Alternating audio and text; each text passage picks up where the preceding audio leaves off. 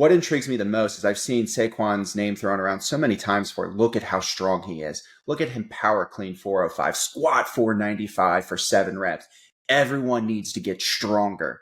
He was a literal poster child for strength. So I guess I would just love to hear you kind of talk about some of the challenges he was having and then how you guys kind of went to work and what changed for him this offseason.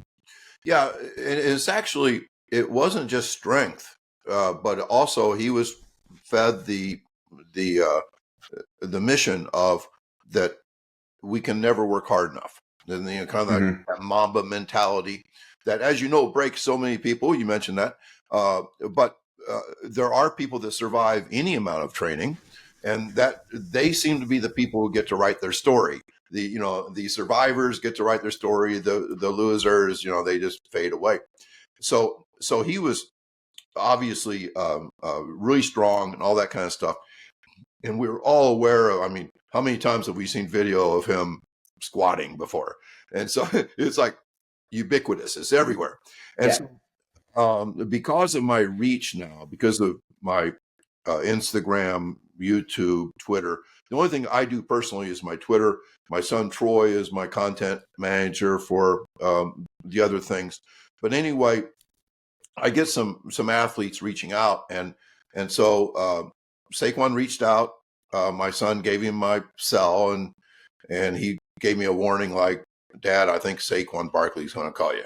And I'm just like a retired chemistry teacher and high school track coach. So I want to let everybody know that when Saquon calls me, it's like, yeah, Saquon gave me a call. No, it was pretty much the highlight of my life. But anyway, he called me and it was, I'll never forget the conversation. He probably won't either. He says, "Coach, I like your stuff. What do you think I can add to my workouts?" And I said, "You're going to hate my answer because you need to like subtract a bunch of stuff."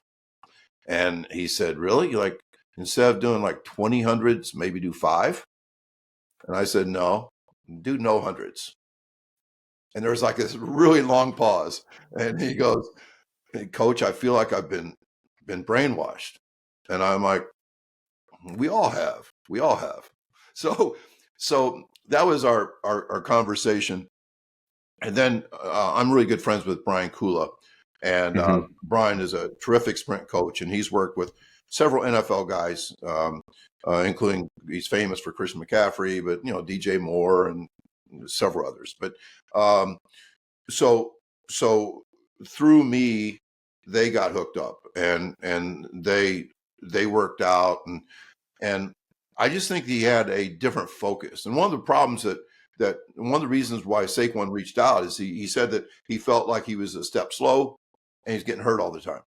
And one of the weird things about speed training is that it gives us a really crazy health benefit. People that sprint, when I talked to a Kyle Bolton, who was the speed coach at TCU, he spoke for us at a consortium. And Kyle Bolton said that, I asked Kyle, I said, "How come at TCU you were sprinting 3 times a week?" And I thought I knew the answer. It was like, we want to be the best athletes we can possibly be by the end of the year when we're playing for a national championship, blah, blah, blah. Instead, he said one word answer. He said health. So with Saquon, to me, I've texted him this a couple times after games. I said, younger, leaner, faster. Just 3 words.